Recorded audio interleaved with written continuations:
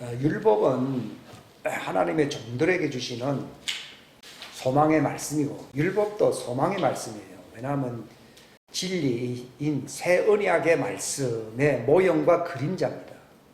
제가 왜 그것이 모형과 그림자여야 되느냐 하는 것에 대해서 지난번에 좀 말씀을 드린 적이 있는데, 이 진짜는 하나님의 말씀 생명이거든요. 생명은 곧 불입니다. 불. 그건 하나님의 권능인데, 이것이 땅에서 지원받은 그 아담의 이게 생기를 불어넣으면 죽어버려요. 그래서 하나님도 그 하나님의 영을 불어넣은 것이 아니고 생기를 불어넣었다. 이제 생기란 말은 뭔가 하면은 육체가 숨 쉴 수 있도록, 육체 안에서 그가 하나님을 바라보며 살 수 있도록 그 숨, 말 그대로 호흡을 불어넣은 거예요. 근데 성령은 하나님의 숨입니다. 아담의 숨은 피조물의 숨이고 성령은 누구의 숨이라고요? 하나님의 숨이에요. 율법은 하나님의 숨의 모형인 아담의 숨으로 사는 인간들이 감당할 수 있는 수준이에요. 그런 모형이기 때문이에요. 근데 하나님의 아들이라 그러니까 아담에게 속한 사람이 하나님의 아들이 아니고 본래 하나님 안에 있었던 자들이에요. 그러니까 육체 안에서는 비슷한데요. 그 혼이, 제가 저번에 칼이 말이에요. 그냥 이렇게 상온에서 만든 거는 칼로 이렇게 파헤치면 날아가 버립니다. 그러나 불에서 1500도, 2000도, 1500도 그런 불에다가 연단되어 가지고 만든 칼은요, 바위를 치셔도 날이 안 나갑니다. 이건 비유입니다. 비유. 그런 것처럼 불 속에 있었던 자들이거든. 그러니까 그 아브라함이 본래 그런 존재였는데 자기의 정체성을 모르고 그냥 육체 안에서 그냥 아담의 영을 따라서 그렇게 살고 있는 거예요. 욥도 마찬가지고 그런 얘기를 제가 많이 했습니다. 근데 이제 때가 딱 된 거예요. 뭔가 이게 처음에는 모형을 통해서 배우거든요. 그러니까 율법은 진리에게로 이끄는 몽학선생, 가정교사라 이렇게 돼 있는 거예요. 근데 이제 아브라함은 그 모형적인, 그게 이제 어릴 때는 종과 방불하다 이렇게 돼 있어요. 히브리서 7장 있잖아요. 근데 이제 정체성을 딱 갖게 되면은 이제 거기서 벗어나는 거예요. 그 애들이 사춘기, 그 철이 들면은 부모의 슬하에서 벗어나잖아요. 그래서 이제 결혼을 하게 되면은 분가한다 이거지. 부모를 떠난다는 말이 아니고 그냥 남겨두고 이랬어요. 이게 남겨두는 거하고 떠나는 건 다르죠. 막 떠난다 그러면은 부모 몰라라 하면 되겠지만 몰라라 하는 뜻이 아니고 남겨두고 또 자기의 독립체로 나간다고 해요.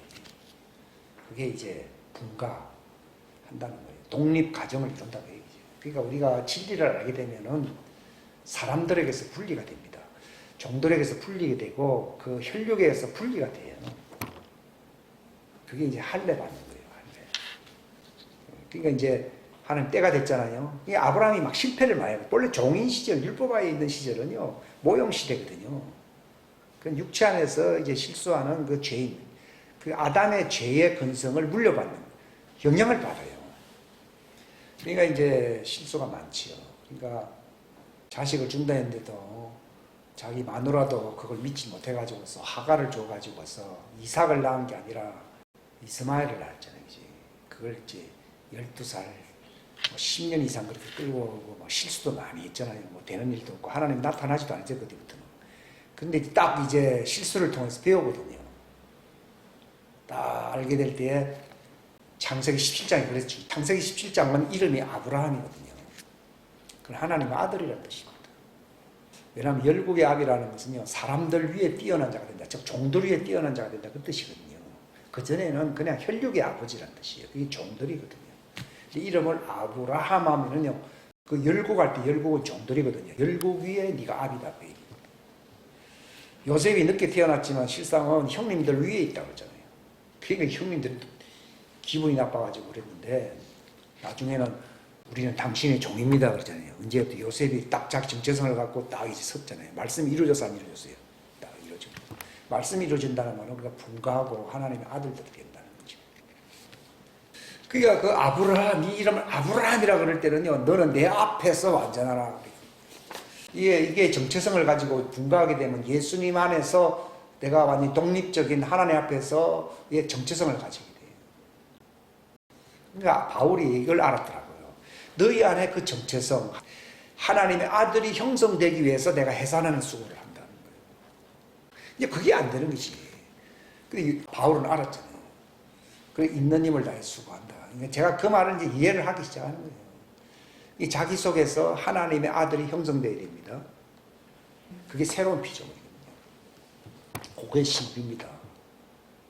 그게 신비 중에 신비가 그게 제일 중요한 건데, 성경에는요, 벗고 입고, 또 헐어버리고 세우고, 또 죽었다가 살아나고, 이런 표현을 쓰고 있어요. 그러니까 벗는 게 없으면 입을 수가 없어요. 헐어버리지 아니하면 새 건물을 세울 수가 없어요. 죽음이 없으면은 부활이 없습니다. 그거는 다 압니다. 근데 그 내용을 아는 게 참 중요해요.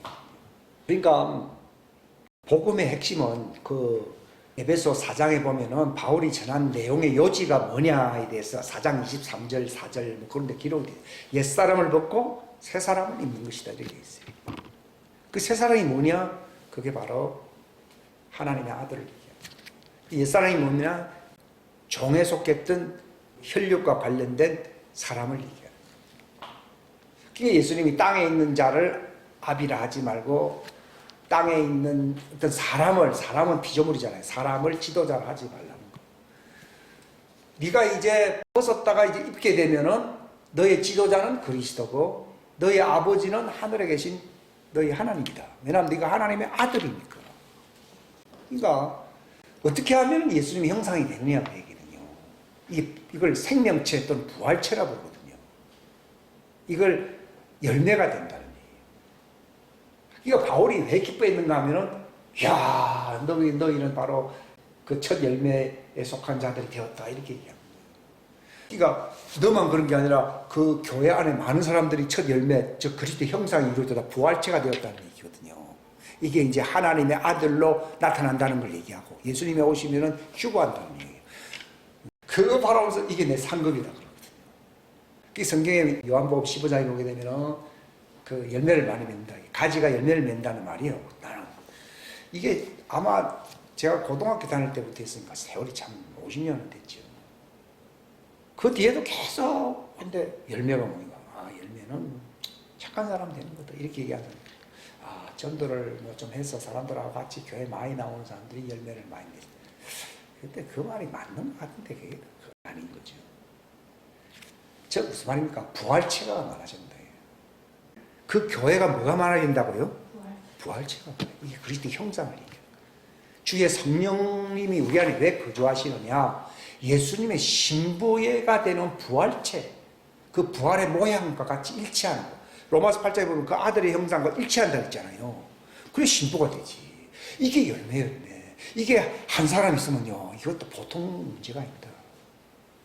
근데 이거를 가르쳐주는 사람이 없으니까 나도 안 되고 다 안 되는 거예요. 근데 이게 들어오면 진리가 들어왔다면 내가 부활체가 되는 거예요. 내가 부활체가 되잖아요. 그러면 이거 말씀을 듣는 사람들도 다 뭐가 돼요? 부활체가 돼요. 그게 열매. 그게 많아야 되는 거예요. 그 부활체가 되는 교회를 뭐라 부릅니까? 금초대라고 부르는 거예요. 금초대 교회. 금초대 교회는 하나님의 왕국의 신비를 아는 사자들이라 부르는 거예요. 근데 그걸 모르는 사람들은 아직 종들 밑에 있거든요. 고린도 교회가 아직 몰랐기 때문에 너희는 금초대라 부른 게 아니고 하나님의 아들들이라 부르지 않으면 뭐라 불렀어요? 너희는 하나님의 밭이요. 하나님의 밭이라는 말은 그냥 촛대고 요거는 종이요, 종. 이게 요게 이제 버림을 당할 수도 있고 거기서 이제 열매를 맺을 수도 있는 그런 단계인데 이들이 이제 열매가 되지 아니하면은 음녀 재단으로 다 이제 마지막 적그리스도의 불살라지는 그 참혹한 저주 속으로 들어갑니다.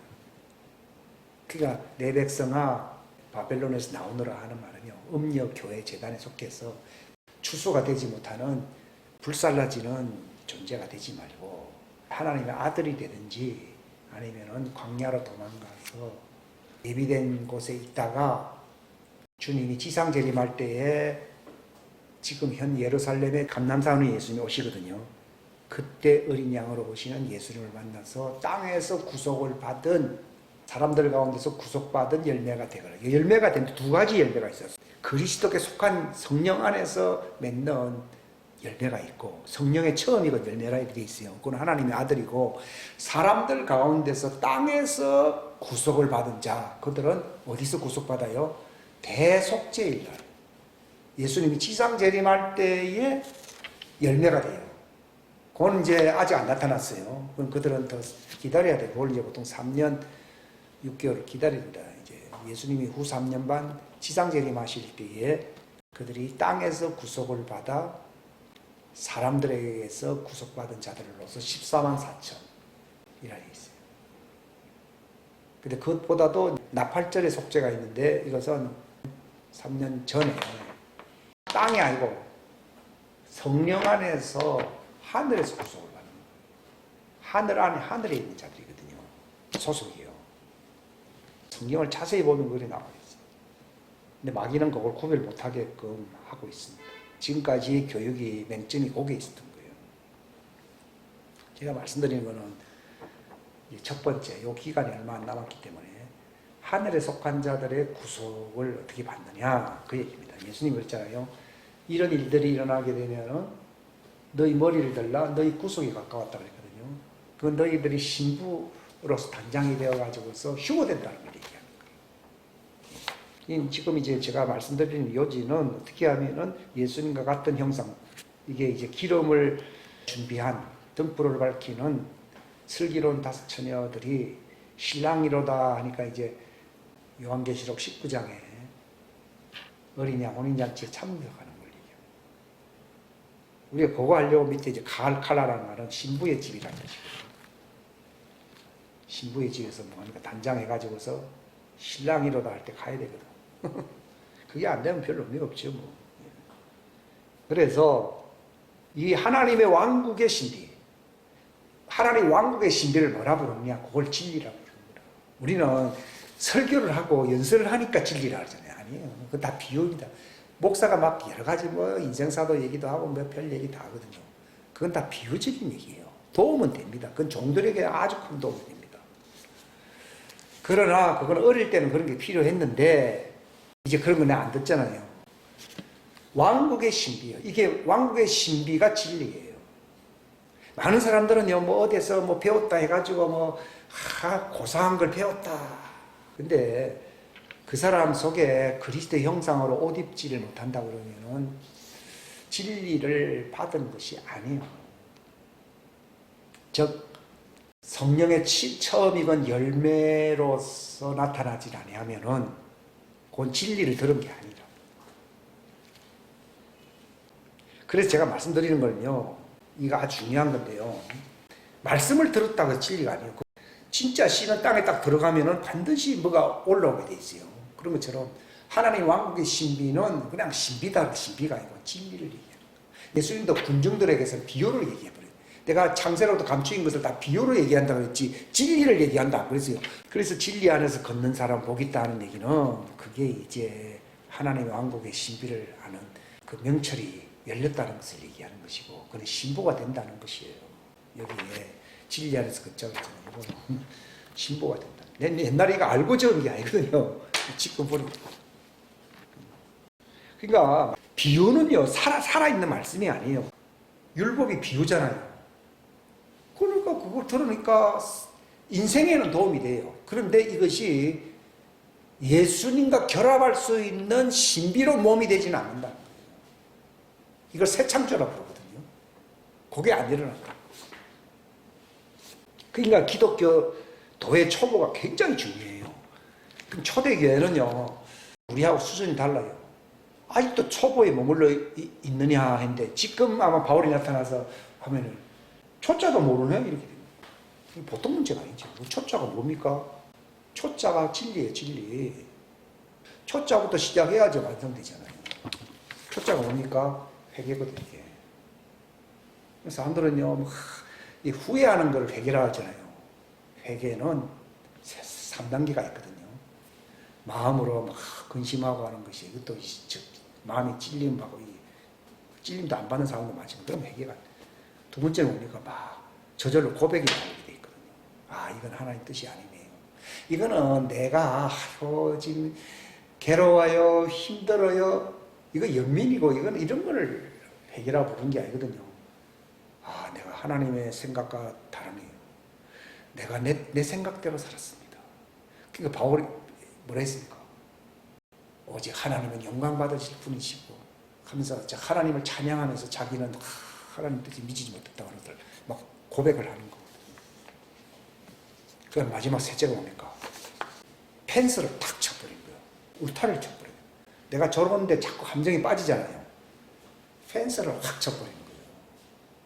그래야지 내가 다시 안 걸려들거든요. 근데 저도 그게 회개의 진술이 잘 몰랐거든요. 그러니까 펜스가 없으면 다음에 또 같은 걸 반복하네요. 또 반복. 그러니까 첫 번째, 두 번째만 해도 안 돼요. 첫 번째는 내 생각이 아니라 하나님의 생각으로 근심을 하면서 괴로워해야 되지. 막 후회하고 욥도 엉터리 회개 많이 했잖아요. 원망하면서. 그거 아니에요. 그 초자를 모른다는 거예요. 그게. 근데 그걸 부끄러워할 필요가 없이 욥도 그랬어요. 근데 욥이 1년 동안 고생하다가 나중에 알게 됐거든요. 그러니까 하나님의 근심으로 근심하라. 그 고린도후서 1장에 나오잖아요. 우리는 보통 내 생각으로 근심하잖아요. 그러니까 이제 하나님을 찬양할 수 있잖아요. 고백한다는 말에 하나님의 의로운 분이. 그러니까 다윗이 왜 유명한가 하면요. 딱 나쁜 짓을 했지만요. 하나님은 의로우십니다. 했어요, 안 했어요? 되게 제대로 못한 사람은요. 하나님 왜 이러십니까? 욥도요. 하나님 왜 이러십니까? 네가 나를 왜 불의하다고 하느냐. 회개가 뭔지를 모르는데 영어에서 문법이 아니라 A도 모르는데 더 이상 얘기할 게 A가 뭔가 회개거든, 회개. 이거 회개가 안 되니까 지옥으로 가는 거예요. 그러니까 이제 하나님의 말씀 가지고서 고민하면서 하나님의 관점에서 나를 보아야 되면서 내 마음을 괴로워해야 되거든요. 그렇게 되면은요, 하나님은 찬양받으실 하나님은 의로운 분이십니다. 나는 불의합니다. 하나님은 정말 영광 받으실 하나님은 의로운 분이십니다. 이렇게 얘기해야 된다. 그러니까 다윗이 그렇게 얘기하니까 나단 선지자를 통해서 뭐라 그랬습니까?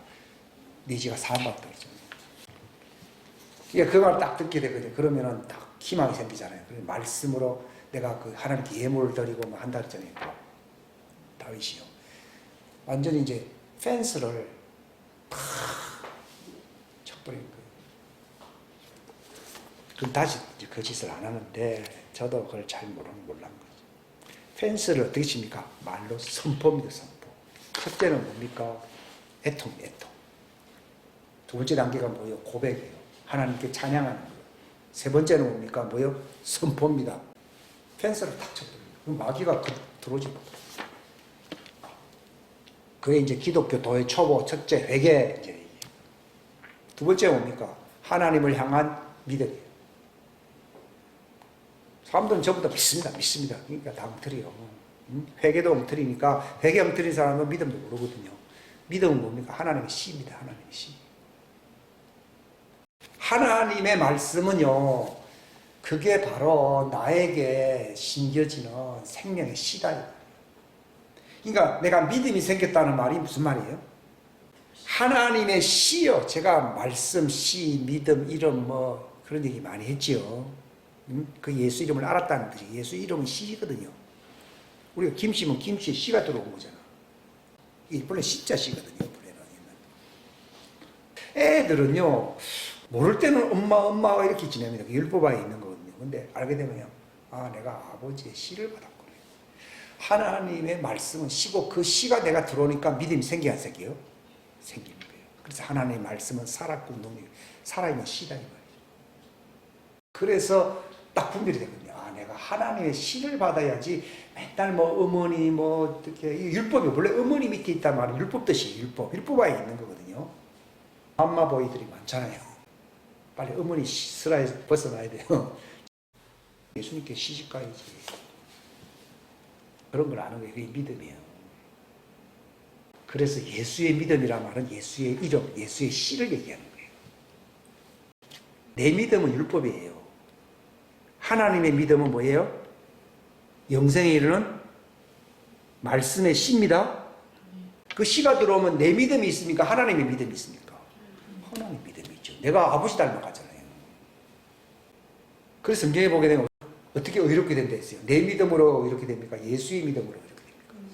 그렇죠. 내 믿음은 비유적인 율법적인 설교예요. 그거는 또 믿음이 있는데 그거는 영생에 이르는 믿음은 종의 믿음이에요. 제가 이렇게까지 다 아는데 시간 어마어마하게 많이 걸린 거예요.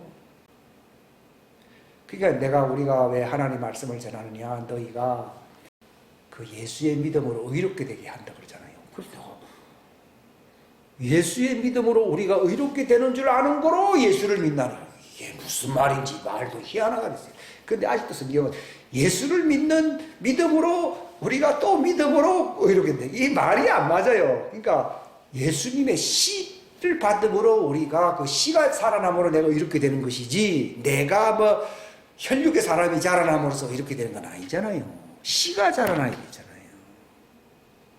속사람은 혈육입니까? 하나님의 씨입니까? 그러니까 우리가 거듭난 것은 혈육의 씨요, 하나님의 씨요.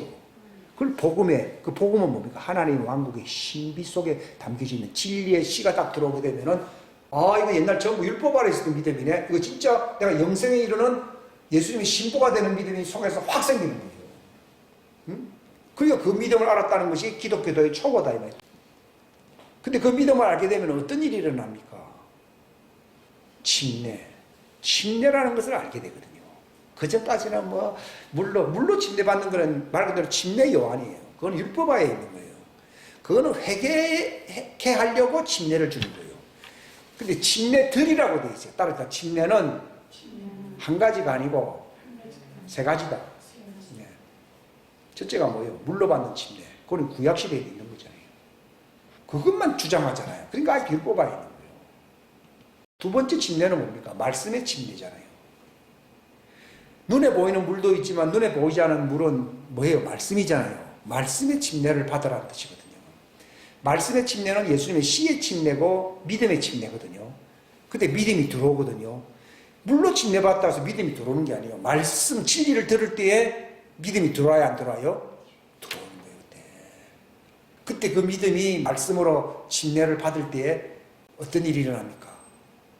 너는 내 아들이다. 이렇게. 또는 또 뭡니까? 너 죄사함 받는다. 이런 것이 그 뜻입니다. 종들은 그런 일이 여러 번 죽을 때까지 계속돼야 됩니다. 근데 그게 딱 들어오게 되면은 딱 말씀에 의해서 침례가 일어나거든요. 말씀 침례. 그게 예수 이름으로 받는 죄사함의 침례예요. 그 다음 세 번째 침례는 뭡니까? 성령 침례예요. 거기서 하나님의 아들은 완전하게 하는 그 침례가 불과 성령으로는 침례 세 번째가 있어요. 뭐 불침례, 성령침례 이렇게 하면 네 가지가 되는데 막 그걸 뭉쳐가지고 제가 이제 세 가지. 그러니까 첫 번째 물침례가 뭔지 잘 모르면은 말씀 침례, 말씀도 물이거든요. 그 말씀은 그 믿음이에요. 믿음 침례예요. 그러니까 그 종들도 믿음이 있어야 돼, 안 있어야 돼요? 있어야 구원받아요. 그들이 그냥 율법에 있다, 진리는 모르고 말씀은 모른다, 들은 적이 없다 그러면 구원 못 받습니다. 왜냐하면 죄사함을 받아요. 그러니까 주 예수 이름으로, 예수 이름을, 저는 옛날에 그랬어요. 아, 침례를, 물에 가서 침례를 받고 너 용서받았다 이런 줄 알았어요. 그게 아니고 물의 침례는 받아도 되고 안 받아도 됩니다. 이런 말을 제가 처음 합니다. 그전에도 알았지만은 괜히 또 이제 이상하게 들릴까 봐. 그 고넬료는 물침례부터 받았습니까? 성령침례부터 받았습니까? 그러니까 제사함의 말씀 침례가 들어오니까 갑자기 물침례 생략해 버리면 뭐가 내려온다고요? 성령으로 침례를 받아요. 그러니까 신약 교회는요, 두 번째, 2번과 3번만 임해도 돼요. 그건 하나님이 하시는 거예요. 어릴 땐 잘 모르니까 물로서 침례를 또 주고, 그 다음에 이제 말씀으로 또 침례를 받고 성령 받는 사람들이 있는데, 그러나 말씀을 벌써 딱 듣고서 뭔가 죄가 사해진 자들에게는요, 물로 또 침례를 또 받고 싶은 사람은 받아도 됩니다. 그게 이제 이디오피아 내시가 그 빌립을 만났을 때에 이사야 53장을 읽는데 무슨 말인지 모르겠다니까 그 뜻이 뭔지 모르네 하면서 말씀을 풀어주니까 예수님이 바로 그분이다 하면서 그 실상을 얘기해 주니까 믿음이 팍 생겼잖아요. 믿음이 생기니까 내가 물로 침례를 받고 싶다. 그래서 유린농구소를 데려갈 수 있어요. 그러나 고넬료는 또 다른 경우입니다. 거기는 성령으로 침례받다는 말은 없는데 고넬료 경우에는 베드로의 설교를 듣는데 말씀이 깨달아지거든요. 성령이 침례. 근데 여러분 제가 말씀드렸는데 성령 침례를 받았다고 해서 권능을 받은 게 아니라니까요. 근데 오늘날 기독교는요, 뭐 한 번 받았으면 전부 다 받고 권능도 받고 막 전부 다 거짓말입니다. 성경에는요, 아버지의 약속하신 성령을 받으라. 그런 후에 너희가 권능을 받을 것이다. 두 번 성령 침례도 받고 권능도 받고 이렇게 있어요. 예수님이 광야로 들어가시기 전에는 성령 침례를 받고 들어가셔서 안 들어가셨어요. 광야에 40일 동안 마귀의 시험을 받고 난 뒤에 그분이 광야에서 나올 때는 무엇이 충만했다고요? 권능이 충만했대요. 처음 들어갈 때는 뭐가 충만이요? 성령 침례로 들어가셨다가 나올 때는 어떻게 해요? 권능 충만으로. 예수님도 나눠져 있어요. 여러분 누가복음 보시면 되겠어요. 성경 잘 봐야 됩니다. 예수님은요 위에서 비둘기 같은 성령이 임하셨잖아요. 이는 내 사랑하는 아들이야 내 기뻐하는 자라 한 것이 권능을 받은 게 아니에요. 그리고 난 뒤에 성령님이 몰아내쳐가지고 광야로 들어가서 마귀에게 시험을 통과하고 난 뒤에 합격하니까 그래야 실수 안 하죠. 만약에 합격 안 했는데요 권능 들어오면요 굉장히 위험합니다. 옳다 인정함을 받은 뒤에 하나님이 합격할 때 권능이에요. 그때 하나님의 아들. 그때부터 사역이 시작됐다 이 말이에요. 사역은 성령 충만했기 때문에 사역이 시작된 게 아니고 시험 받으러 들어가셨고 합격 마귀를 이겼잖아요. 합격하고 난 뒤에 권능이 충만한 뒤에 그분이 사역을 하시고 이 절차를 무시하면 안 돼요. 그래 내 아들 보고 그런 얘기 했잖아요. 내 권능을 받은 게 아닌 것이라고 내 속에서 얘기 들은다. 권능을 받게 되면요 그게 완성이에요. 완성. 소망이 이루어지는 거예요. 권능이라 그러니까 은사적인 기적을 얘기하는 게 아니에요. 물론 그건 따라갑니다. 그건 그림자처럼 따라오는 거고 핵심은 뭔가 하면은 내가 예수님의 뭐가 된다고요? 부활의 모습과 같은 형상이 되는 거예요. 사람들은 권능하면 참 물리적인 것을 자꾸 생각하는 경향이 있어요. 뭐가 역사하고 뭐 그건 아니에요. 내가 예수님의 부활의 모습과 같아지는 거, 장성한 형체가 되는 거예요. 그게 권능이에요. 권능. 어른이 되는 거다. 그게 신부가 되는 거예요. 인격이 완성되는 거죠. 예? 그러니까 바울이 그랬잖아요. 우리 완전한 자들 했잖아요. 그 사람들이 뭘 받은 거예요? 권능을 받은 거예요. 고린도 교회가 은사가 많았잖아요. 근데 너희들은 어린 아이들이라고. 왜 사람들처럼 걷느냐 그랬잖아요. 그 사람들이라는 말이 종들이거든요. 피조물들. 근데 바울은 우리 완전한 자들이에요. 그 권능 받았다는 말이 내가 뭐 일을 많이 한다 그런 걸 종들이 일 더 잘합니다. 그걸 얘기하는 게 아니라 예수님의 부활의 형상과 같은 모습이 되었다 이 말이에요. 그걸 너희 속에 그리스도가 형상화돼서 안 됐어요? 형상화되었다 이 말이에요. 그걸 위해서 바울이 수고한다고 했잖아요. 갈라디아 4장 19절. 그죠? 너희 안에 계신 그리스도시니 영광의 소망이 이뤘다. 예수님이 신부가 될 수 있는 영광의 소망이 이루어졌구나. 이 뜻입니다. 이게 부활체, 성령의 처음 익은 부활체 열매가 맺어서 안 맺었어요? 맺었다. 그러니까 그 열매를 맺게 하려고 아버지는 농부를 하는 것이. 아버지는 농부고 예수님은 포도나무고 너희는 그 가지인데 우리는 가지죠. 가지는 가지인데 열매를 못 맺고 있거든요. 그 열매가 이거 아셔야 돼요. 가지하고 또 열매는 다르거든요. 처음에야 기독교도의 초보가 되고 이거 말씀의 침례 속에 들어오게 되면 성령 받으면 가지가 돼야 안 돼요. 되는데 언제 열매를 맺는다고요?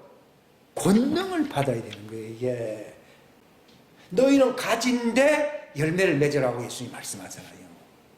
근데 어떻게 열매를 맺느냐? 너희가 내 안에 있고 내가 너희 안에 있어야 열매를 맺는다고 되어 있거든요. 그게 무슨 말인가 하면요, 성령 침례의 역사가 계속된다는 거예요. 계속됨으로써 할례를 받는 거예요. 계속적으로 할례를 받다가 예수님의 몸과 결합이 되는 거예요. 예수님이 내 살을 먹고 내 피를 받아 마시라고 그랬잖아요. 이제 그걸 제가 무슨 말인지 알겠더라고요. 이게 예수님이 상한 몸이거든요. 예수님 십자가 달리셨다가 그 몸으로 올라갔잖아요. 내가 바로 성령 침례를 말하면 나도 상한 몸이 돼야 안 돼요. 상하잖아요. 애통하잖아요. 근데 사람들은 교회 나와도 애통하면 잘 안 하거든요. 그게 예수님이 죽으심과 같은 모습이 되어야 돼요. 예수님도 상한 몸인데 나는 재미나게 살면 그게 말이 안 되거든요. 예수님 지금 상한 몸이고 중보자라서 내 피를 받아 먹어라. 아니 피를 받아 먹어라. 내 살을 먹으라 하면 몸이 완성 안 됐다는 얘기잖아요. 아니 살 먹으라는 사람이 몸이 완성됐으면 그 말 합니까? 이게 보통 얘기가 아니에요 지금. 다음 주에 성찬식을 하지만도 그걸 알고 이러면 참석하십시오. 그분의 몸을 분별한다는 그 뜻입니다. 그분이 바로 상한 몸이에요. 왜냐하면요, 살점이 있듯이 내 살을 받아 먹어라. 이건 온전한 몸이 아니거든요. 또 피를 받아 마시라. 그러면 나는 내 혼자 뭐 즐거워 됩니까? 아니요. 내가 상한 마음으로 내가 그분을 상하게 만들어서 안 만들었어요. 만들었죠. 엄마만 울고 아들은 신났다 그러면요, 보통 문제가 아닙니다. 너그 때문에 내가 지금 엄마가 지금 울고 있는데 그 마음을 못 알아주는 거죠. 그래서 나도 그걸 보는 순간에 내 마음이 찔려대고요. 예수님이 죽으심과 같은 모습이 된다는 말이 그 뜻이라는 걸 어제 막 못이 박히듯이 들어오더라고요. 예수님이 내 살 받아 먹으라, 내 피 받아 마시라 말이 중보사역이거든요. 그게 지금은 구원받을 만한 때요, 지금 은혜 받을 만한 때라고 그러잖아요. 그럼 예수님 아직 몸이 형성 안 됐죠. 근데 그걸 보고서 신났다라는 문제가 보통 문제가 아니죠. 오늘날 교회는 다 신났어요. 아주 신났어. 보통 문제가 아니에요. 내가 상한 마음, 애통하는 마음, 내가 예수님이 죽으신 것 같은 모습이 되어야 안 돼요. 돼야 되지. 엄마가 막 어디 노점판에 나가서 일하고 막 몸이 찌그러지도록 일을 하고 돌아오고 그러는데 애들이 신났다는 거죠. 막 라디오 틀고서 노래 부르면서 막 신났다. 이게 보통 문제가 아니에요. 이제 생각이 달라져야 됩니다. 바로 예수님이 지금 중보사역을 하니까 아이고 나 구원받았네. 참 희망사항이에요. 희망사항. 할 때 예수님이 죽으신 것 같은 모습일 때 성령님의 할례가 일어나요. 할례가 그런 사람들에게 일어나요. 그때 예수님의 상한 몸과 내 상한 영이 확 붙어버려야 돼요. 그러면 내가 예수님부터 이게 뿌리로부터 공급을 받아야 받아요. 공급을 받아가지고서 내가 예수님의 형상화된 거, 부활의 모습이 된 거죠. 부활의 모습은 예수님의 상한 몸과 내가 이렇게 상한 영으로 예수님과 확 조합한 한 영이라 했잖아요. 딱 붙게 될 때에 그분에서 피가 내 속에 수혈되고 그분의 살점이 내게 붙어가지고 예수님과 한 몸으로서 예수님의 부활과 같은 모습이 되는 거예요. 그러니까요, 이거는 아무리 눈물 콧물 짜도 그런 회개는 별로 힘이 없어요. 근데 이걸 느끼는 순간에요, 주님, 내가 이런 것도 모르고 바보같이 살았. 이런 얘기도 못하고 그런 걸 사람들한테 표현도 못하고. 그러니까 성찬식을 왜 행한다 했습니까?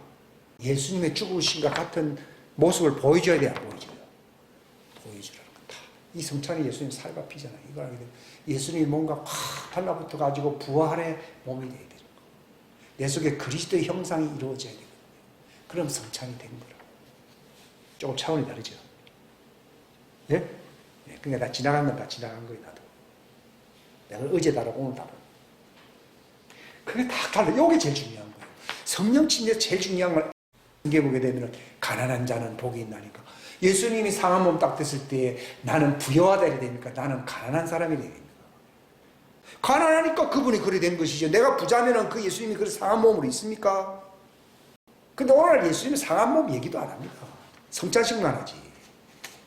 내 살을 먹고 내 피 마시라는데 어찌 그분이 완성된 겁니까? 내 신부들아 올라오라 할 때 완성되잖아요. 그죠? 그분이 완성되고 싶어서 올라가라는 것이지 내가 신나서 올라가는 게 아니라니까요. 이 보통 얘기가 이게 기독교도의 초보의 초보 아니에요. 여러분의 교회 오래 다니도 모릅니다. 제가 50년 다녔기 때문에 60년 다녔죠. 경상도 말로 들러붙어야 됩니다. 말로만 연합 그러잖아요. 누가 연합합니까? 내가 영 안에서 가난한 자 돼야 된대. 아, 내가 저분을 저렇게 만들었고 가난한 자는 복이 네가 이제 하나님의 왕국이 네 것이 된다는 거예요. 왜냐면 예수님과 붙어버리니까. 예수님 것인데 내가 예수님 몸하고 붙어버려야 될 거잖아요. 두 번째는 뭡니까? 애통이 애통 아니에요. 야, 이거는 내가 윤리적으로 죄가 없다 하더라도 야, 이건 보통 문제가 아니다. 애통하는 거죠. 그 다음 의에 뭐 줄이고 굶주려 안 굶주려요. 예, 굶주리는 거죠. 그럼 하나님 왕국이 네 것이고 네가 부유한 자가 된다. 이게 팔복이 다 그 얘기를 하는 거죠. 근데 그 핵심을 모르고 우리가 들 때, 야, 주님 껍데기 배웠습니다. 했어요. 야, 진짜 핵심을 잘 모른다는 거죠. 그게 침례예요, 침례. 예수님하고 들러붙는 게 침례. 예수님하고 들러붙으면 나는 그분과 한 몸이 되는 거예요. 근데 누가 예수님의 몸과 들러붙습니까? 상한 자들이요. 영 안에서 가난한 자들이요. 애통하는 자들. 의에 굶주리고 추린 배고픈 너 가난한 자가 되는 거예요. 왜냐하면 나 때문에 그분이 그렇게 되기 때문에. 그런 사람들이 주님 오시옵소서 이렇게 하는 거예요. 주님을 영접할 수 있는 사람은 나 때문에 주님을 그러겠죠. 주님 오시옵소서. 그걸 달라붙는 얘기예요. 그게 너희가 내 안에 거한다는 뜻이에요. 라오디게아가 우리 신났다 그랬잖아요. 뭐 부족한 것이 없다고 그러니까요. 예수님 문 밖에 살았어요. 들러붙은 게 아니라 외인으로 쫓겨나 있죠. 그러니까 내가 사랑하는 자를 징계하여 책망하느니 이제 너희가 내 음성을 듣고 지금 음성을 듣는 거잖아요. 이게 왕국의 신비예요. 지금 몸이 달라붙는다. 이런 얘기는요. 율법에 있는 사람들은 그게 무슨 말인지 모르죠. 결혼하는 거거든요. 확 달라붙거든요. 우리나라 결혼식은 한 번에가 끝나는 건데 본래 유대인들은 두 단계를 거치거든요. 다 함으로써 이게 영으로 결합이 되는 거거든요. 그 다음에 육체로 결합을 하거든요. 부활로서 결합을 하게 됩니다. 그러니까 이제 기독교도의 초보 세 번째 침례. 이 침례를 알게 되면은요, 안수를 알게 된다고 그러더라고요. 나는 아직 안수에 대해서는 말을 하지 않겠습니다. 안수. 또 복수라고 되어 있는데, 오늘 모르는 게 참 너무 많죠. 그 다음에 뭡니까? 부활. 우리가 이 침례를 알게 되면 부활의 소망을 가지 안 가져요? 가지죠. 예수님과 부활의 모습이 됐는데, 이제 주님 말씀만 하면은 확 부활체가 돼버리거든요. 그러니까 부활체라고 하는 것은요, 하늘이 열렸다는 거죠. 그 주님이 부를 때에 확 변하는 거예요. 내가 알아요. 네가 휴가 될 걸요. 내가 부활체. 낙하산이 열린 사람은 뛰내리고 확 낙하산이 펴질 것을 자기가 압니다. 그러나 아무리 갖고 있다 하더라도 닫혀있는 사람은요. 이게 왕국의 열쇠를 땅에서 닫으면 하늘에서 닫힌다 그랬잖아요. 이게 아직 열리질 않아요. 이게 침례를 통해서 예수님과 상한 몸, 그분과 이게 열려 있어야 되거든요. 그분의 부활체가 된다는 말은 하늘이 열렸다는 걸 얘기하는 거예요. 빌라델피아 교회 보고 네가 내 말을 지켰다 그랬잖아요. 그분의 말씀은 왕국의 신비를 얘기하는 거예요. 성경은 무슨 말하니까 뭐 설교를 듣고 연설을 들었다는 얘기가 아니고 이 하나님의 왕국의 신비 진리를 알았다는 걸 얘기해요. 그래서 진리를 받으면은 침례 역사가 일어나야 안 일어나요. 예수님의 상한 몸과 결합이 돼야 안 돼요. 결합이 되는 것을 침례라 부르거든요. 예수님의 죽으심과 같은 모습으로 이게 결합이 되어가지고 부활체가 된다고 하는 이게 바로 믿음의 실상 아니에요. 이게 내 속에 믿음의 실상이 이루어져야 되거든요. 믿음의 실상이 아니고 믿음이 멀리 있는 정언이 되면은요, 이건 종입니다. 그러니까 믿음이 두 가지가 있어요. 하나는 믿음이 자기 속에 부활체로서 하늘이 열려서 부르기만 올라가 있고 하는 걸 자기가 압니다. 어떻게 자기가 압니까? 너희가 믿음 안에 있는가 자기 자신을 확증하라 되어 있거든요. 그게 이제 하늘의 문이 열리면서 이게 주님과 결합이 되어 있는 사람은 신부에 올라오느라면 확 부활체가 확 펴져가 올라가 버리거든요. 그걸 자기가 알아야 돼요. 너희가 믿음 아닌지 아직 알지 못하면은 아직도 어리석은 사람이라고 되거든요. 어리석은 사람이라는 말은 정도를 얘기하는 거예요. 그들은 믿음의 증거만을 갖고 있지 안 갖고 있어요. 갖고 있는 거예요. 보지 못한 것의 증거만 갖고 있는 거예요. 그건 정이고, 믿음은 실상이다 하는 것은요, 부활체가 다. 저는 실상, 믿음의 실체가 부활체라고 하는 말을 지금 제가 확실하게 알았어요. 그러니까 자기가 알아야 돼요. 다른 사람들한테 물어보면 아직 안 된 거예요. 물론 그 과정 속에는 있겠지만은요, 이제 그 기간이 얼마 안 남은 거예요. 그게 이제 자기가 알게 될 때 그게 권능을 받는 거예요. 그래서 그때는 마귀하고는 자기하고 아무 상관이 없다는 것을 그때 알게 됩니다. 이 부활체가 형성되는 그때에 권능을 받는 건데요. 그게 되면은 애들이 장난감 갖고 놀았잖아요. 근데 결혼해가지고 살림을 해야 될 사람이, 신랑에게 밥을 만들어야 될 사람이 소꿉장만 거라면 말이 안 되는 소리지. 저 무슨 말인가 하면요, 그리스도의 형상이 딱 되면요, 내가 그리스도를 위해서 내가 섬긴다 이 말이에요. 하는 것이지, 세상적인 그다고는 샤타라 샥 내버려야 돼요. 지금 예수님이 뭐라니까, 이 세상 임금 여자 나와 관계가 있어요 없어요? 우리가 장난을 치고 뭐 농담하면서 막 지멋대로 사는 건 다 마귀, 그거 다 마귀와 같이 사는 거예요. 자기 욕심 갖고 살아가는 건 다 마귀와 같이 사는 거거든요. 7 귀신이 다 들어와 있다는 얘기거든요. 근데 할례가 일어나는 순간에 누가 떠나가요? 7 귀신이 떠나고. 그 전까지는 안 떠납니다. 그러니까 할례가 딱 일어나게 되면은 그게 이제 권능이잖아요. 할례가 일어나면서 예수님의 몸과 합쳐지거든요. 근데 이것이 뭐가 먼저냐 이런 말을 할 필요가 없어요. 그게 되면 그만이에요. 살이 먼저 붙느냐, 피가 먼저 흐르느냐, 신경이 먼저 흐르느냐, 호르몬이 먼저 흐르느냐, 난 잘 모르겠어요. 그거는. 아무튼 몸이 붙어서 나오면 그만인 거예요. 기독교는 할례 종교예요. 할례교예요. 성령 할례교예요. 예수님의 몸과 결합되는 부활체가 되는 실체, 부활의 소망체가 되는 것이 기독교예요. 그게 열매예요, 열매 아니에요. 그게 열매예요. 농사 짓는 사람이 뭘 많이 심었다면서요. 뭐 가을철에 거둘 거 하나도 없다 그러면 농사, 헛농사인 거죠. 내가 우리 교회 많이 다니고 뭐 들을 거 많이 들어도요, 내 속에 그리스도의 부활의 영생체가 내 속에 형성돼 가지고서 이게 하늘 문이 확 열려 가지고서 주님 부르실 때 확 올라간다. 남한테 물어볼 필요 없고 자기가 알면은 이 사람 끝난 거예요. 농사가 끝났다. 그게 끝난 거예요. 그러니까 네가 저런 능력 가지고도 내 이름, 내 말씀 그 같은 거거든요. 그 진리를 알았다는 얘기예요. 아니까 하늘에 열린 문을 두었다는 거잖아요. 그게 일어나면은 부활의 소망, 자기 속에 그리스도가 형성된 부활체가 생깁니다. 그게 장성한 사람으로 가는 거예요. 저는 여러분들이 그렇게 되는 거예요. 지금 이제 결론을 얘기하는 거지. 그전에는 8분응선, 9분응선이라는데 이건 10분응선이에요. 그때는 전부 사도들 같아요. 빌립이 집사였지만 뭐 사도하고 뭐 다를 바가 뭐 있습니까? 없습니다. 다 신부들이고. 그 열매가 그런 사람들이 많이 나타나면요, 세상이 바뀐다. 근데 왜 안 바뀌느냐? 열매가 없는데 뭐 바뀔 게 있겠어요? 기독교도의 초보, 침례, 안수, 그 다음에 부활, 이거 알게 되면 부활체, 부활에 대해 알게 되거든요. 이걸 부활체를 가되면요, 이게 뭐라 불러요? 히브리서 6장에 보면요, 내세의 권능, 그죠? 내세의 권능. 부활체가 되면 내세의 권능이에요. 내세의 권능을 맛보는 게로서 끝나면 실패한 거예요. 부활체가 되어야 되는 거죠. 맛보고 타락한 자들도 있으니까. 그러니까 사람들이 내세의 권능을 맛보고 타락했다 그러니까 내세의 권능은 받을 필요가 없습니다. 이렇게 얘기하잖아요.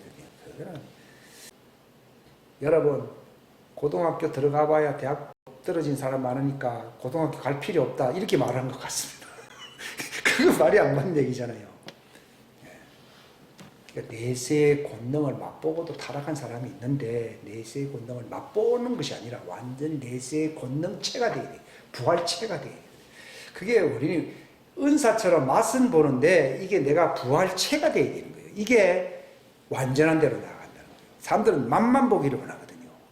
권능체, 부활체 이걸 완전한 사람이라고 그러거든요.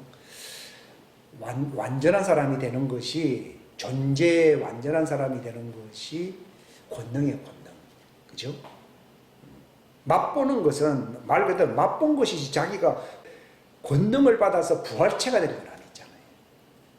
그러니까 권능과 이 부활의 열매, 성령의 열매, 성령의 처음 익은 열매. 야고보서 1장에 뭐라고 되어 있습니까? 우리가 이런 진리를 얘기하는 이유는 뭐라고 되어 있어요? 성령의 처음 익은 열매에 속한 자들이 되게 한다 그러죠. 성령의 처음 익은 열매에 속한 자들이 되게 하려고 우리가 그 진리의 말씀을 듣는 거예요. 왕국의 신비를 왜 듣느냐? 이게 이제 말씀이 역사하는 거예요. 율법은요, 그냥 하나의 의문의 말씀이에요. 하나의 윤리적인 말씀이에요. 근데 진리의 말씀은요, 내 속에서 옛사람을 확 찢어버리고요, 예수님의 상한 몸과 막 결합을 시켜버려요. 이걸 갖다가 골로새서 2장에는 죽은 자 가운데서 그를 일으키시는 하나님의 수술의 역사예요. 역사라도 수술의 역사예요. 이게 장기를 이식한다는 얘기가 있잖아요. 그것도 대단한 수술이라 부르는데 그분의 상한 몸과 우리가 결합이 되어서 예수님과 같은 완전한 부활체가 된다. 이거는요, 하나님만이 하실 수 있는 수술이잖아요. 그래서 하나님의 부활체가 될 수 있는 이 성령의 수술을 받는다. 이게 수술이라는 말이나 할례라는 말이나 침례라는 말이 서로 다 연결되어 있어요. 이게 하나 지식으로만 바뀌시면 안 되고요. 수술을 진짜 받아야 돼요. 그러니까 기독교는요, 체험의 종교라고 하는 말은 잘 먹고 잘 사는 종교라는 말이 아니고 수술만. 그래서 예수님이 뭐가 된다고요? 부활의 영생체가 되어야 돼요. 그러면 하늘 문이 열리고 마귀와 상관이 있어요, 없어요? 없어져요. 전혀 족보가 다른 사람이거든요. 그전에는 마치 자기가 죄인인 줄 알았잖아요. 근데 부활체, 영생체 새 사람이 돼버리니까 내 이전 생활은 다 지나가서 안 지나갔어요. 근데 그게 안 받아본 사람은 말로만 지나갔죠. 실제로 안 지나갔어요. 남아있습니다. 그게 제 경험에 의하면요. 이게 수술을 받아가지고서 예수님의 상한 몸과 결합이 되는 거. 이게 중요한 거예요. 그걸 위해서 제가 이 말씀을 하는 거예요. 수술 받으라고. 이 받게 되면은 완전히 다시 새로 태어났잖아요. 새로 태어났기 때문에 뭐 속죄할 제사가 필요해요, 필요 안 해요? 그건 옛날 사람, 옛사람이었을 때 뭐 속죄할 제사라든지 뭐 이런 게 필요하지. 딱 되면요, 이미 속죄할 제사 끝나버린 거예요. 이 완전한 사람들. 이게 마귀와 찝쩍거렸잖아요, 옛날에는. 이게 상관이 없었잖아요. 그때부터 자유예요, 그때부터는. 그때부터는 주님과 같은 형상으로 변화되면서 자유의 영. 그 전까지 자꾸 얽혀요. 육신적으로도 얽히고, 생활적으로도 얽히고, 이렇게 부담이 많습니다. 솔직히 제 경험에요. 근데 이게 다 분리가 되잖아요. 완전히 새 사람이거든요. 그전에는 새 사람 하니까 뭐, 좋은 말이다. 이렇게. 그거 아직 안 돼 있는 거예요. 저도 그때는 안 돼 있는 거거든요. 부활체가 되면 새 사람이에요. 그거는 하나님의 성령의 할례, 수술 받음으로써 예수님의 상한 몸과 결합을 시켜버린 거예요.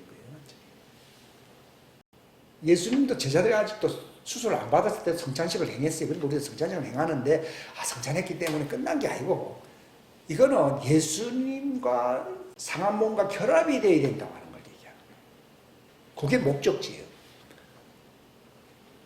이거는 제가 설교를 잘하고 못하고가 중요한 게 아니고, 이게 이제 다 결합이 되잖아요. 그러면 나는 예수님과 함께 내 옛사람 과거는 죽었어, 안 죽었어요? 결합이 됐을 때 옛사람이 죽었다 그래야지, 아직도 결합이 안 되고, 예수님이라는데, 뭐가 죽긴, 왜 죽어? 왜? 안 죽었죠? 딱 결합일 때 옛날 내 과거는 끝나서 안 끝났어요. 이전 것은 다 지나갔으니 보라, 모든 것이 새 것이 되었다. 이 말이요, 성경 아무리 외워도 소용없어요. 외운다고 해서 되는 게 아니라. 이게 결합이 되는 거죠. 그러면요, 부활의 소망, 이게 자기 속에 이루어집니다. 그 성경에 보게 되면 환난은 인내를 이룬다고 인내는 경험이랬잖아요. 나는 경험이 뭔가. 옛날에 연단이라 번역했는데 연단은 잘못된 거고 경험이래 무슨입니까? 부활체의 경험. 우리 인생이야 뭐 30년, 50년 많이 살았잖아. 그 경험은 필요 없어요. 완전히 예수님의 부활체로서의 경험은 새로운 경험이에요. 경험 아니에요. 경험. 인내로서 뭐가 이루어져야 된다고요? 경험이 이루어져야 돼요. 그럼 그 경험이 이루어지면 어디로 갑니까? 부활. 부활체로서의 경험. 내세의 권능이 들어와야 안 들어와요? 들어오잖아요. 바울이 뭐라고 했어요? 바울이 빌립보 3장에 뭐라 되어 있어요? 여기는 다 안 적어놨네. 부활의 권능이라는 말이 있잖아요. 이게 그죠? 이게 바로 그분의 죽으심과 결합한다 되어 있잖아요. 일치가 됨으로써 부활체가 된다 이 말이에요. 부활체. 부활체로서 부활의 권능을 나쁜다는 거예요. 부활의 권능을 나쁘면은 마귀하고 나하고 상관이 있어요? 없어요? 상관없어요. 내가 항상 죽음이 있을 때 마귀가 있는 것이지 부활체가 되면 마귀가 안 옵니다. 자기가 죽으니까. 예? 마귀가 죽죠. 그 불이거든요. 부활체는 불 속에서 사는 거예요. 그래서 그분의 부활의 권능이란 말의 뜻입니다. 이게 내세의 능력이거든요. 이게 부활체가 돼요. 내가 부활체가 돼요. 그래서 내가 이루어진 것이 아니라는 것이 이게 돼요. 이게 할례가 되잖아요. 탁 붙어있어요. 그때부터는 완전한 자가 돼요.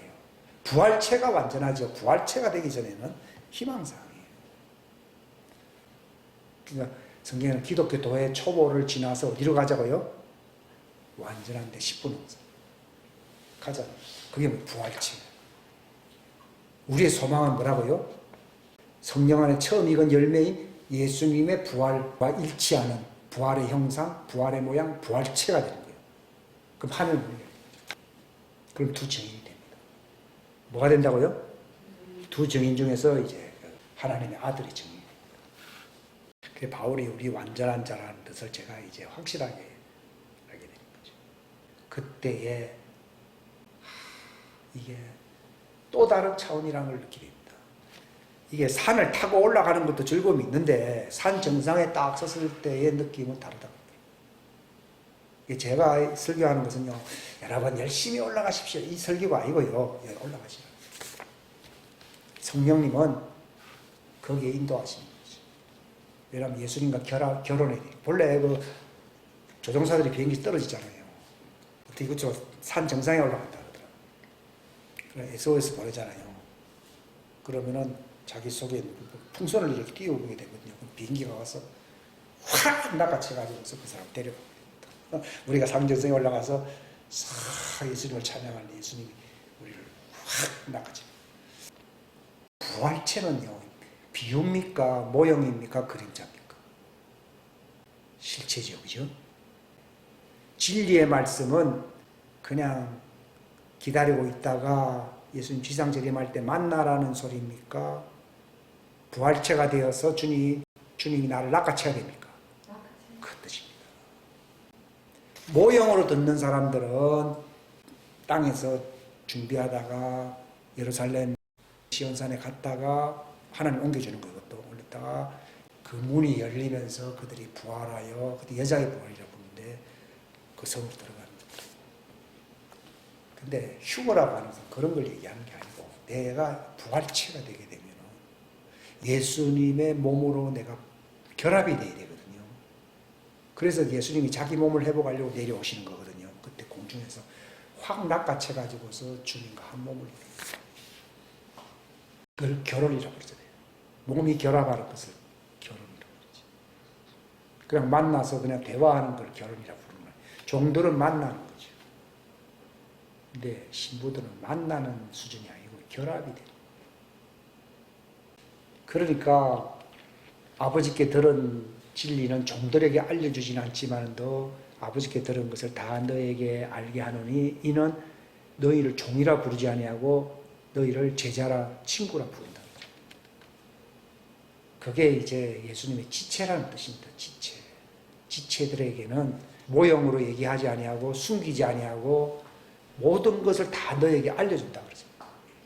그러니까 저도 마찬가지죠. 제가 들은 것은 이런 게 다 그 진리이기 때문에 그 실상이기 때문에 숨길 필요가 없어요. 장사할 필요가 없다. 종들은 장사를 잘합니다. 내가 특별하게 내가 알았다고. 근데 그게 계시로 안 게 아니고 실상으로 알지 않은 것은요. 그건 지식이에요. 원래 학문은 다 자기들이 수고하고 공부를 했기 때문에 책을 팔아야 되고 다 그렇잖아요. 근데 제가 말을 하는 거는 이거는 연구하고 한 게 내 것이 없어요. 바울이 그랬잖아요. 내가 그분께 받은 것이라고 되어 있잖아요. 그분께 들은 것이라고 되어 있거든요. 이걸 너희가 그저 받았으니 그저 주오라 그래요. 그러니까 그저 주는 것이 장사하는 게 아니에요. 가족 식구인데 이걸 장사합니까? 외인들이 장사하지 식구들은 아버지가 돈 내놓으라 그러고 엄마가 돈 받고 그럽니까? 그런 거 없잖아요. 그냥 다 알려주는 것이요. 예수님께서도 아버지께 들은 것을 남기지 아니하고 다 너에게 알게 한다 그러잖아요. 그래서 내가 아버지 이름을 알게 하고 알게 하여 너희가 성전이 되게 하고 예수님의 몸이 형성되게 함으로써 내가 너희들 속에 들어가려고 내가 이런 말을 하는 것이다 라고 요한복음 17장에도 그런 말씀을 하고 있는 겁니다. 그러니까 성령 안으로 우리가 들어가서 한 몸이 된다고 고린도전서 12장에 보면 나와 있고요. 그럼 영광에서 영광으로 주님의 형상으로 이걸 계시죠. 영광에서 영광으로 그 계시를 받으니 이것이 우리 속에 부활체 예수님이 죽으신가 결합이 됨으로써 성령의 처음 이건 열매가 되는 것이 이게 나의 부르심의 소망이구나 하는 것을 자기가 알게 되면요. 이거를 다른 사람에 또 알려 안 알려요? 알리게 돼 있어요. 이거는 그냥 발 나가야 되는 거예요. 근데 아직 정상을 모르는 상태에서 내가 이런 말 안 했는데 이 정상이 알려지기 시작하면요. 들을 만한 사람들한테는요. 이게 확 퍼져요. 그러니까 십자가를 진다든지 잘못 들으면요. 정도는 이게 하나의 고행입니다. 저도 옛날에 이게 십자가 지고 예수님 따라간다 그러니까 참 보통 일이 아니구나 이 생각했거든요. 그게 아니고 십자가를 지고 주님을 따라간다. 그게 무슨 말인가 하면 예수님의 죽으심과 항상 결합된 상태로 내가 산다 그 말입니다. 예수의 죽으심을 몸에 짊어졌다는 말도 내나 예수님의 상한 몸과 결합이 된 부활체로서 내가 산다는 그게 좁은 길이고 그게 영생체가 된다는 것을 영생으로 간다는 것을 말을 하는 것이지 그게 고행한다는 뜻이 아닙니다. 이게 모를 때는요 뭔가 고생해야 되고 금식도 해야 되고 뭐 이런 생각을 하거든요. 이게 이제 그 예수님의 죽으신 몸과 결합이 된다는 거 그게 십자가의 할례 신비가 이제 복음의 신비는 십자가의 할례거든요. 그러니까 바울이 갈라디아서에 뭐라고 되어 있습니까? 예수 그리스도의 십자가 외에는 결코 어떤 것도 자랑할 수 없나니 그분으로 말미암아 세상이 나에 대하여 십자가에 못 박혀 있고 나 또한 세상에 대하여 그러하니라. 그리스도 예수님 안에서는 할례나 뭐 이거 육체 율법의 할례거든요. 율법의 할례 이게 중요한 게 아니야. 아무 효력이 없어 그거는.